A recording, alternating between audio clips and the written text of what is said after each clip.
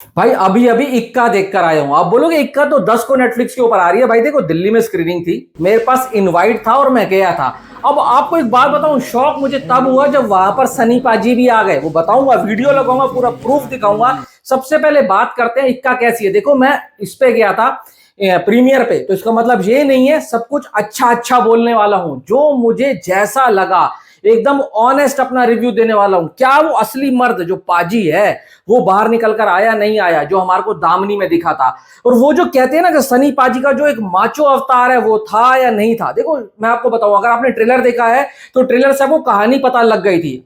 सनी पाजी जो एक वकील के रोल में है, वो अक्षय खन्ना के लिए केस लड़ते हैं। अब वो केस क्यों लड़ते हैं, उसके पीछे क्या रीजन है, क्योंकि ट्रेलर में यह भी दिखा दिया गया था कि अक्षय खन्ना ही कल्प्रेट है। फिर भी सनी पाजी के ईमानदार वकील होते हैं, हमेशा मदद करते हैं उनकी, जो केस मतलब सच्ची तरफ से लड़ते होते हैं। पर इस तरफ अगेंस्ट में क्यों लड़ते हैं, उसके लिए फिल्म देखने होगी। उनकी क्या मजबूरी थी, क्या रीजन था, वो डायरेक्टर ने अच्छे तरीके से दिखाया है। फर्स्ट हाफ में स्टोरी बिल्डअप होती है, कैरेक्टर सेटअप होता है।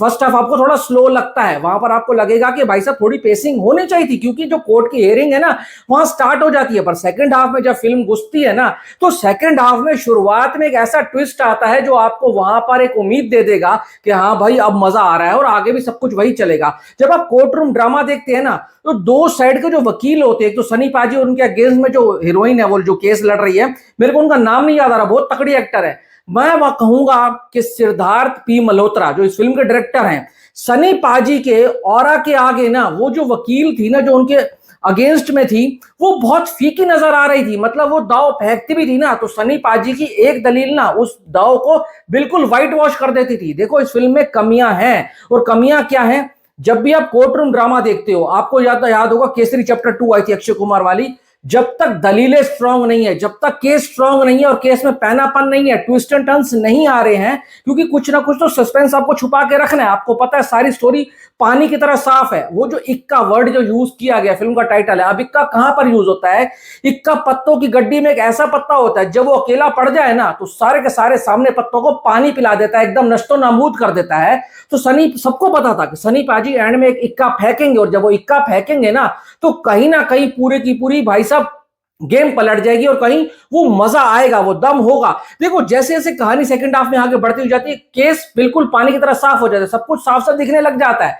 पर यहां पर मैं कहना चाहूंगा कि डायरेक्टर की राइटिंग में और साथ साथ उनकी जो भाई साहब डायरेक्शन है ना, वो बहुत ज्यादा फ्लैट थी, स्टेबल थी, कहीं पर भी कुछ ज्यादा एंगेजमेंट आ नहीं रही थी। सनी पाजी को जो उनका पार्ट दिया गया था, he did his part very very well. अब अक्षय खन्ना की अगर मैं बात करूं ना, तो अक्षय खन्ना अपने शुरुआत के सीन से लेकर और आखिरी सीन तक ना वो धुरंधर वाले मोड में ही थे। क्या डायरेक्टर ने उनको बोला था कि तूने रहमान डकैत के बोर्ड से बाहर ही नहीं निकलना है? वो एक्सप्रेशन दे रहे हैं, वो डायलॉग बोल रहे हैं, इवन वो जो चल रहे हैं ना, तो भी रहमान डकैत लग रहे थे। संजीदा शेख थी, उसको टोटल वेस्ट कर दिया गया। दिया मिर्जा थी, उसको तो बिल्कुल ही वेस्ट कर दिया गया। दो अच्छे कलाकार आपके पास थे, आपने क्या उनको सिर्फ और सिर्फ भाई साहब स्टैचू बनाने के लिए रखा था? पर वहां पर वो सब चीजें फीकी पड़ जाती है। अकेले सनी पाजी कितना फिल्म को चलाएंगे, क्योंकि फिल्म जो है ना एक टीम एफर्ट होता है।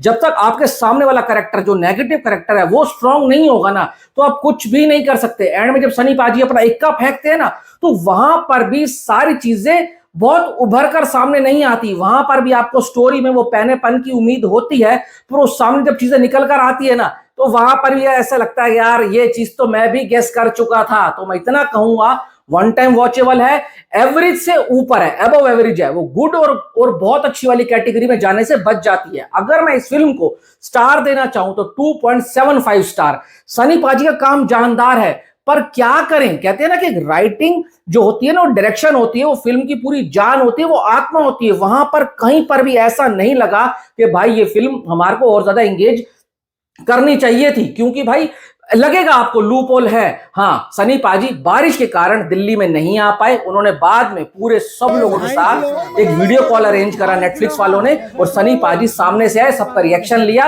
बस वो हमने थोड़ा बहुत वीडियो देखा और उसके बाद मैं निकल लिया, क्योंकि बारिश हो रही थी। पूरे रास्ते भीगते हुए गया हूं और भीगते हुए आया हूं। ये मेरा जेन्युइन रिएक्शन, जेन्युइन रिव्यू था। यहां पर कोई भी मैंने शुगर कोटिंग नहीं करी है। परसों पिक्चर आ रही है, देखना, फिर आप बताना कि आपको कैसी लगी। बाकी वीडियो में इतना ही। Thanks for watching.